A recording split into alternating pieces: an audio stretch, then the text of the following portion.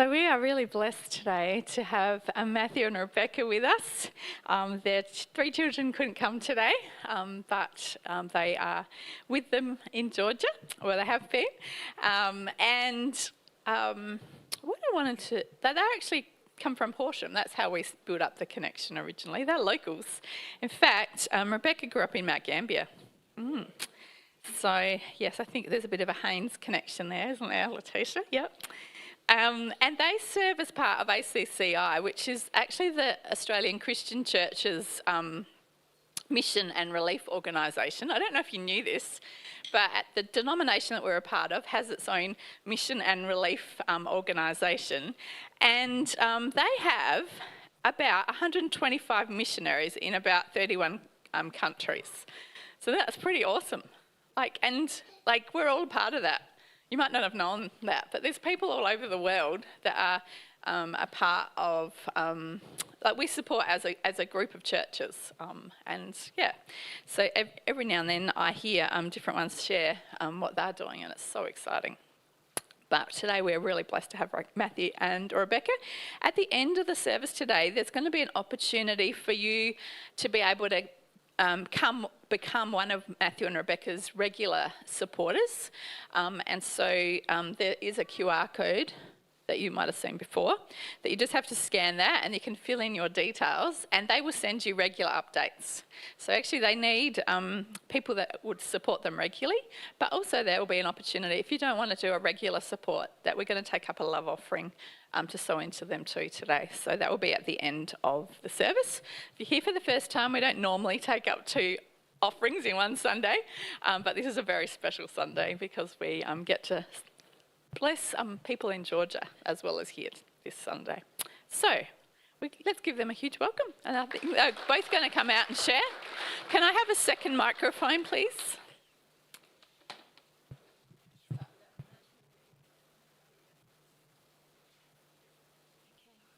Just thank you so much for your prayer and your support over all this time. And I really remember when we came back here last time, how we got these words of encouragement, and I wrote them down so I can remember them. And just getting that spiritual input was actually really precious last time. I just want to acknowledge that. When I first heard about Georgia, I don't think I had a clue where Georgia was. So Matt, why don't you tell everyone where Georgia is? Yeah, so we're, as Tracy mentioned, we live in the country of Georgia, and so don't be ashamed if you don't know where that is. And every time I speak, I always start with a map. Will's got a map for you here. And this is the part of the world that we're talking about. Georgia is a small country in between Russia and Turkey. It was also part of the Soviet Union, so it has that feel these days of an ex-Soviet state. Stalin, who was one of the most famous leaders of the Soviet Union, he was from Georgia as well. And some people there are still proud of him, and they shouldn't be, but yes. And so it's an interesting part of the world, where we connect a lot of different places. It's actually not Eastern Europe. It sort of has that bit of a feel, but it's also connected to Asia too. And so down to the southeast, we have Iran, and it's a part of the world we've been hearing more about recently. For more than 4 years, there's been a war going on between Ukraine and Russia. And so when I picked this map, a few months back, I was thinking about that. But then since then, we've had some more wars and war in the Middle East. Yeah, and so Georgia, actually, is right in the middle of it. Actually, we have peace in Georgia. Really, Georgia, don't worry about that. Georgia's actually quite a safe country, actually. 20% of Georgia is still occupied by Russia. So if you don't go there, the rest of Georgia's fine. Georgia is also an interesting country because it's a bit of an open doorway into a region which is quite closed to the gospel. In many of the surrounding countries, there's a lot of Muslim-dominated regions where Christian witness and evangelism are quite either restricted or not possible at all. We have Chechnya to the north in southern Russia there. And in Turkey is actively kicking out missionaries, and many of the things that we do would not be possible in those countries. And so we've been in a city called Batumi. There's no dot there, but it's just on the Black Sea, really close to Turkey. And Will, you can go to the next one. This is Batumi. It's on the sea. I like this photo because it also shows it's not always a shiny place. It's a developing country, and not everything always works very well. But it's also a place where people come for beach holidays, so it has that interesting feel in summertime. And we've lived there as a family, as I said, for 8 years. And so some of you might not have heard us speak before, and so Beck's going to share a bit more about how we ended up in Georgia and how God called us there. So I was actually in the Riverland as a young teacher when I met Matt. And Matt said how, you know, he felt like he had a call for missions, cross-cultural missions on his life. You know, and as we started dating, God reminded me how when I was a young girl in my church in Mount Gambier, all the kids got pulled up out the front, and this man came and prophesied over each child. And I remember standing there thinking, what's he going to say to me? You know, what's he going to say to me? And then he came to me and he said, you are going to be a missionary. And I was so relieved at the time because I didn't want to end up a pastor's wife like my mum. But anyway, fast forward, Matt and I got married. And then 11 years ago, we were in Horsham together. We'd just had our 3 children.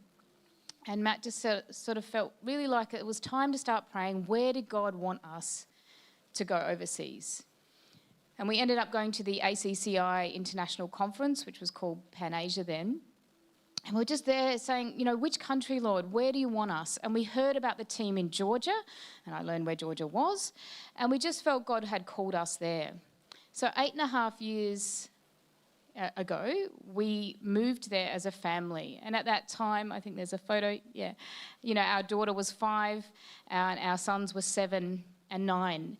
And, you know, it was actually really challenging. We were in a Muslim village. No one else spoke English. Our kids went to the local school, and the local school had never dealt with a foreign child before. They're like, how can we teach them? They don't know Georgian. And you know, it was very hard. And I think people would say, oh, you know, the kids will pick it up really quickly. But to be honest, the kids did not pick it up really quickly. I mean, they got there, but it took 4 years. But Matt, do you want to just tell people, why is the Georgian language so challenging? Yes, so I told you that Georgia is a small country surrounded by lots of different countries. And this picture gives you a bit of an idea of some of the languages going on in our region. And so who knows which one is Georgian? Any smart people in the room? Come on. Left. Well done. Yep. Yes. Good job. Yep. Star for you. Yeah, so Georgian alphabet looks a bit like, people say, if you threw spaghetti at the wall and what was left is the Georgian alphabet. But actually, the alphabet is the least of your worries. There's other parts. The pronunciation is terribly difficult, and grammar is incredibly complex. And yeah, so Georgian is not an easy language. It's famous amongst linguists for being really hard to learn. And honestly, a lot of foreigners who try end up quitting because it's so hard. And yeah, and then we also don't have to have just Georgian. In Georgia, we have a mix of all different kinds of people. Top right is the Turkish language. And in our school, we're going to be telling you about later, we teach kids to read and write in Turkish. On the far right is Russian.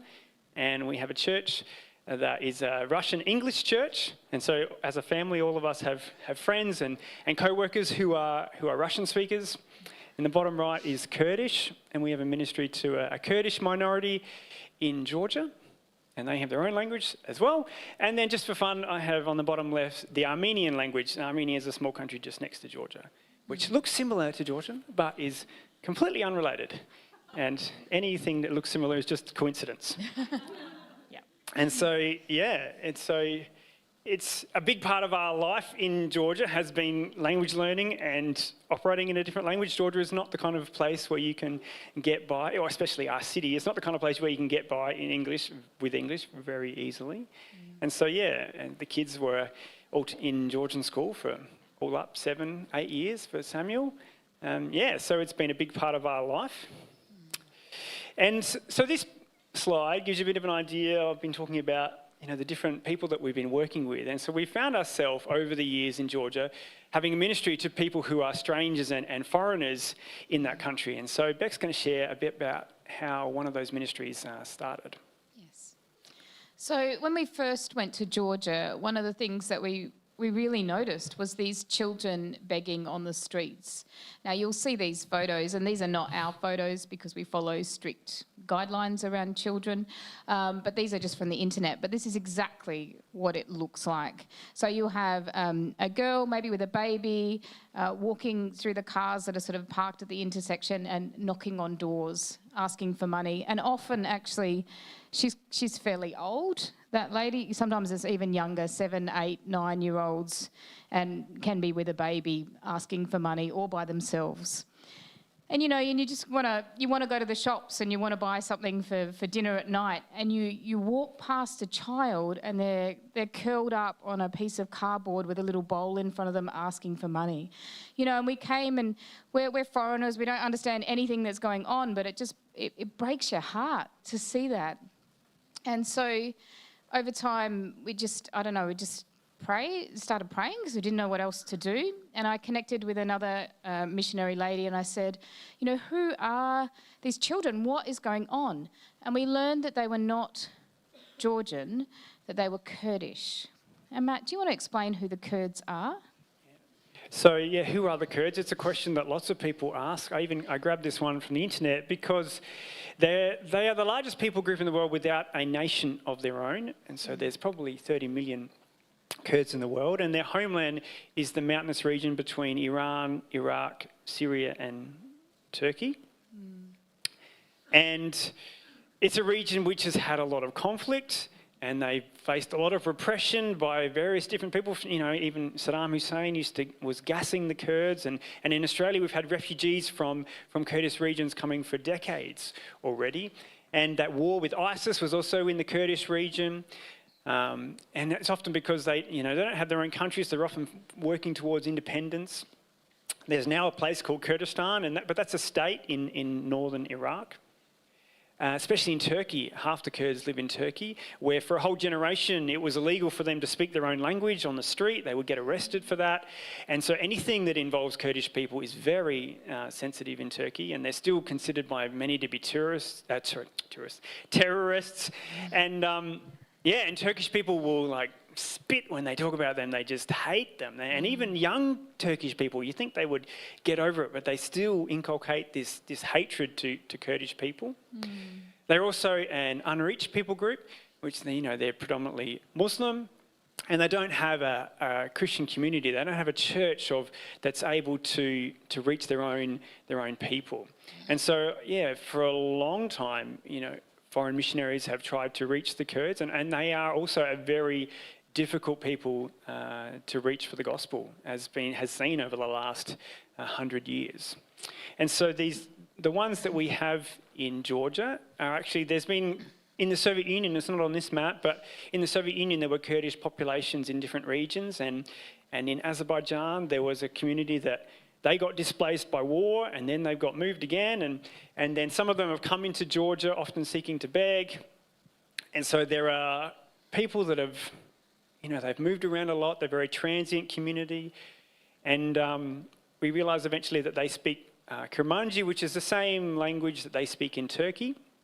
So they have that linguistic link.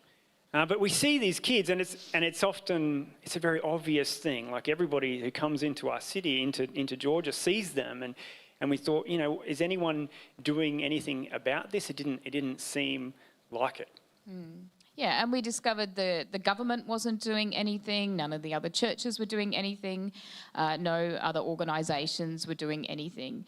And 3.5 years later, from when we first started praying for them, there was a group of us, 5 women, and who were praying for them, who were concerned about them, but we had this incident happen that helped us to start the ministry. And what it was is one of these young ladies that was praying, her name was, she was Gulnaz, she was from Uzbekistan, and she was with her friends at the beach.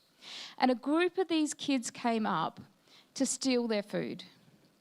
And a lot of people would feel really quite confronted by that. But Gulnaz just went to one of the girls and just hugged her. And she said to me afterwards, she said, Rebekah, her face just changed and she softened, and we were able to have this, positive interaction, not this situation where they were being harassed. And she said, Rebekah, we have to do something. And it just felt like it was time. Now, we did not feel like we had all the skills or all the language or anything, but we did have a church building. And so what we started to do is every Wednesday we went out on the streets and we invited these kids to come back in. And we prepared like a children's program, some lunch. And so the first time we went out and we connected with them, we invited them to come back in. And they didn't come. And so the next time we went out and we invited them to come back in, and they didn't come. And so we kept doing that. And eventually, they came. And then as we were trying to run this children's program with these children that are basically unparented on the streets, so they're quite wild in their behaviour. And we had some of the mums started to come, and we had one mum come to us and just say, I really want to know how to write my name, because I just hate getting these government documents and only being able to sign an X. And it just became really apparent to us that they were no one in the community was going to school. They couldn't read, they couldn't write, they couldn't do maths. And so what we needed to do was to start to teach them. And so we started to do that. And do you want to explain further? Yeah, so they're an interesting group to try to teach because they're kids who have never been to regular school and their parents don't send them, and they also, most of them are completely illiterate, and they're pretty wild too, because imagine if you had a bunch of kids out on the street doing anything, you can go to the next one, anything that they want. It's hard to get them to sit down and do anything, so, it's miraculous actually having those three boys sitting there and doing that with pencils in their hands and not stabbing each other with their pencils while they're doing it. But we found God has just given us a love for them. This is something, we've been doing for 4 or 5 years now. And we've seen, some kids have come through a little informal school that we have 3 days a week. Especially the boys. The girls, their lives are a bit more controlled and they have a lot more obligations on them, and they have a future of begging for their whole life. Whereas the boys, get to this late teen age and they stop being beggars because, people don't give to 17-year-olds and 18-year-olds. And they transition to a life where they do nothing, really. And so this is something that we sort of wanted to do something about, give them some different opportunities. And, so 2 years ago, I started a business. Have you heard of microgreens? Anyone heard of microgreens? Little sprouts. Today I brought some with me. So I've got some little sunflower shoots out the back and at the table, so you can try some and get what it's like. And so it's a little business. My background is in agriculture, so it's something that was kind of interesting to me. And it's an opportunity we had in our city because it's a tourist city where we have restaurants and hotels in the tourist trade. And so we sell microgreens into different stores and restaurants. And it's a place where some of these boys can start to work, not just education that we do at a school, but seeing the value of their own labour, learning to do things like turn up every day and, come even when you don't feel like it and things like that. And it's not easy, but it's about whole of life discipleship. This boy, Emil, he's one who's actually, last time we were here 4 years ago, I probably talked about him. He's one who learned to read and write in our school. He reads in 2 languages now. But when I first started employing him, he was still a beggar. Sometimes I'd have to go find him somewhere in the city where he was and bring him to work. But he's one who's really caught the vision. He's been working for a couple of years now for me. And he says, Matt, when I grow up, I want to be the kind of husband who supports my wife and work, and so that my kids don't have to beg like I did. But life's still not easy for him. Like he lives in a garage with his family, and his sisters and his dad and others are all beggars still in the family. So, but he's one who has a different vision for himself. He wants to be a lawyer, he tells me. He's about grade 10 age, he's never been to real schools, so I try to think, maybe something a bit different than a lawyer might be more possible. But he's got a new vision for his life, and he's now going to a government program where they help them to catch up with school. And so we've sort of able to transition him to something where they get a bunch of different teachers that help him in a range of subjects. And it's been really good. You can go to the next one. There's been a few different boys who have worked for me. And it's interesting because those are changes my role in the community a bit. You know, I'm just not Matt, who's the teacher, but I'm someone who owns a business, and they can see that like it's a real business. It's not a fake business where we have customers and we have real expenses and I pay salaries and those kinds of things. And so, yeah, it's been good. And many of the younger kids are like, oh, when do I get to work? And probably that's next on my list to get a couple more working when I go back this year. So the Kurdish ministry is a big part of what we do in Georgia. Another big part of our life has been our church. And so, yeah, it's a bit of a long story. It's one that's a church that we've been involved in for about 8 years. We were there at the very beginning where it was just us and a handful of other people. It was our family and a handful of other people. Started as a little English fellowship. Along the way, God called us to pastor that church. And so we pastored it for a bit over 3 years. And last time we were here, we were still leading that church. And Beck's going to share a bit more about how that change happened. Yeah. So before we actually became pastors, our team leader at the time shared a vision with us about raising different congregations to worship God in different languages in Batumi. So when we took on the English fellowship, you know, we had that, I guess, in the back of our mind, and that was the first English fellowship in the city. But we also felt to add the Russian language because we were having parents come who could speak English, but their kids only spoke Russian, and then the kids were not engaged in the service. And, you know, I think you want kids to be a part of your church. It's really important, and to be able to access what's being said. So we added Russian, and then suddenly, with the war and everything, our church grew until it was like 60% Russian speakers. And suddenly we had this large church of people that we couldn't talk to in their first language. And so, you know, we did pray about this, and we just felt like we were doing other things that were actually more important to us. So our ministry with the street kids, I do other ministry. And we felt like God was telling us to pass it on. Now, it wasn't an easy process, I think, to pass it on, but God worked in it. And Matt's best friend, who'd been with us from the beginning, he ended up taking on the church.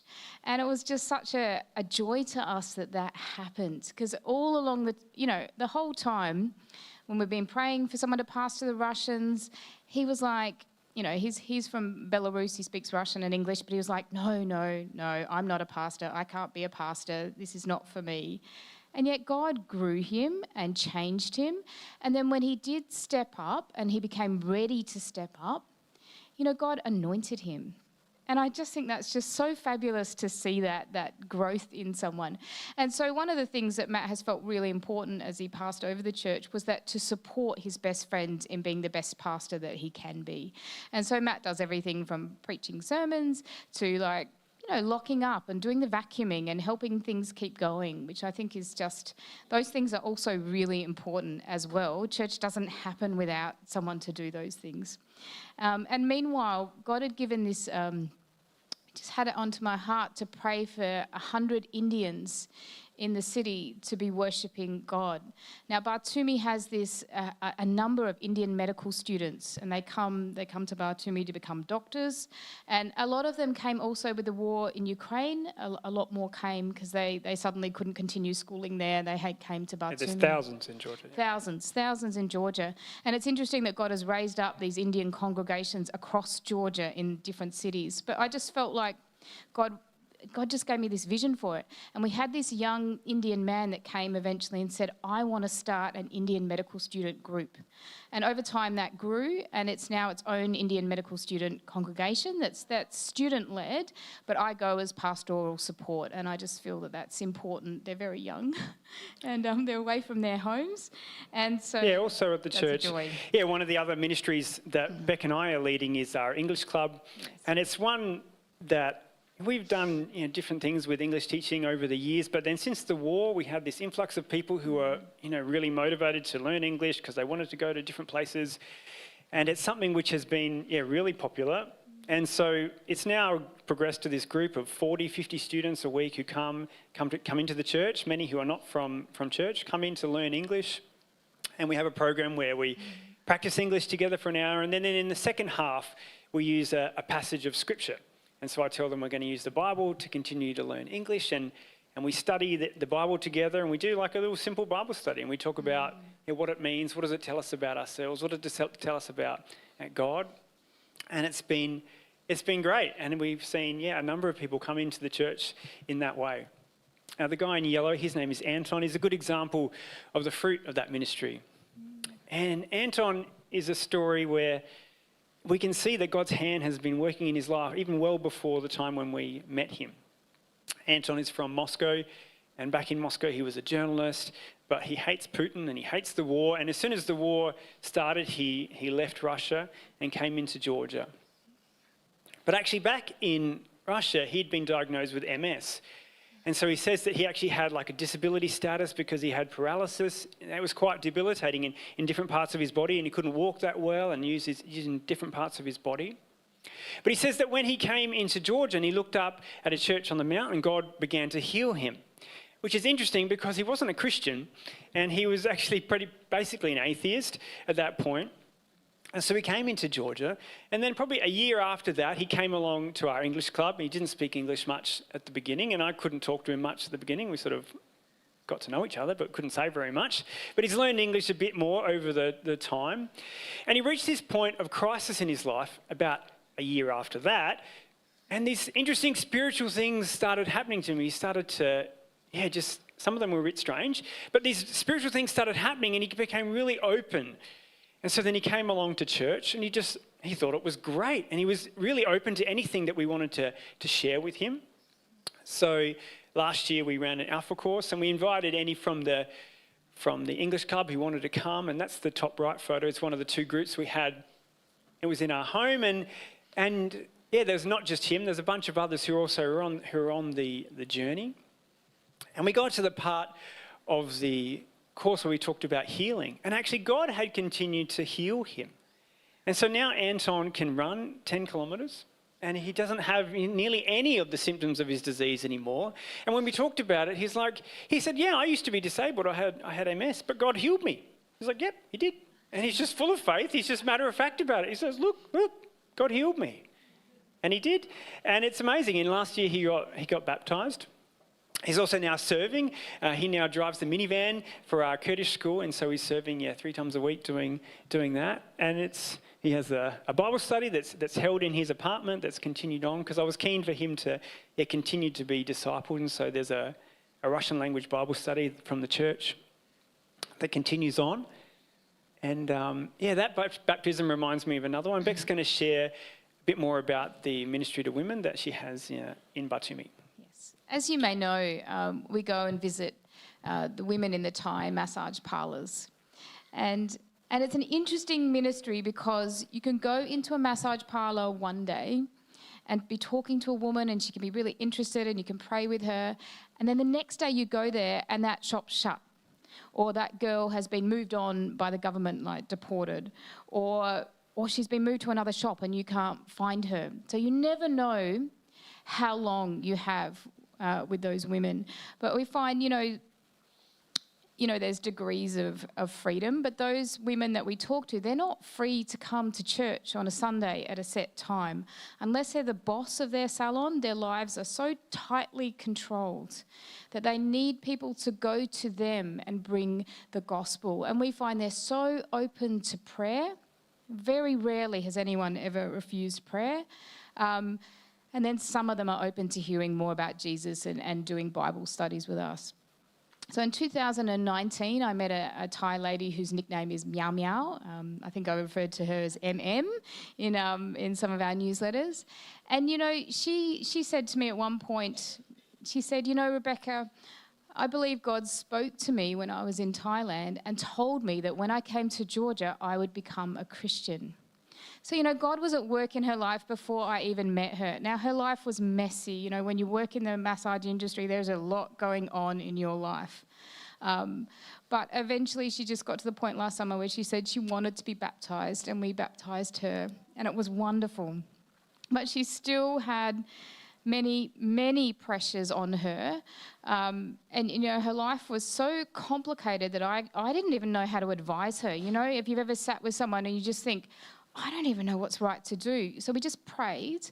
And it was because she had passport issues, she had money issues, she had her husband in jail in Georgia, she had her mother who was sick in Thailand. But God really just intervened, and the government took her, detained her, but sorted out her passport issues, sent her back to Thailand, and she was able to say goodbye to her mother before her mother died, which was just so important to her. And she was so grateful to God for just organising that.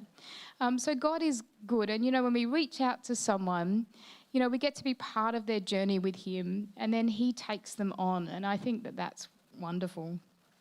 But Matt, we are doing a few things. How were we able to leave everything and come to Australia? Yeah, we spent a lot of last year thinking, goodness, how are we going to hand over some of these things, or what is even going to happen with them? But God has been faithful, as he actually always has been, in providing co-workers and people to take on different ministries, like a young lady who's taken on that ministry to women, and another lady, Tess, who's in the orange there. She's a teacher from Adelaide, actually, and actually a daughter of missionaries herself, and is now a missionary, and had been serving with us, and then God pulled some strings to enable her to come back to Batumi. And so Tess is her name, and she's been leading the school for the last few months. And pray for Tess. It's not an easy ministry at all, and it's hard even when we're doing it together. And so, yeah, she's a bit tired, and looking forward for me coming back in 2 weeks to take some of that load. Yeah, and so our oldest son, James, he's nearly 18, is in year 12 now, so he had a one-way ticket back to Australia, and he'll be staying here with grandparents and continuing on and going to uni. So we're heading back this year with just the 2 kids. And so, yeah, things are a bit different for us. Yeah. But God encourages us. And Beck's got a scripture that she wants to, we're going to share with you today. Yeah, Deuteronomy 10:17-20. For the Lord your God is God of gods and Lord of lords, the great God, mighty and awesome, who shows no partiality and accepts no bribes. He defends the cause of the fatherless and the widow, and he loves the foreigner residing among you, giving them food and clothing. And you are to love those who are foreigners, for you yourselves were foreigners in Egypt. And look, as I was just praying about your church, I just really felt God say, keep going out and bringing people in. Keep doing that. Keep going out and bring people into the house. That this will be a house where all nations are here worshipping God in Naracoorte. Yeah. So thank you for letting us share today. We would love to connect with you, so don't be shy. If you have questions and want to talk to us later, please do. We also have a sheet out there where you can put your email address down to receive our newsletters, and you can try some sunflower microgreens, and pick up a photo card for the fridge if you want as well. So God bless you today, and thank you.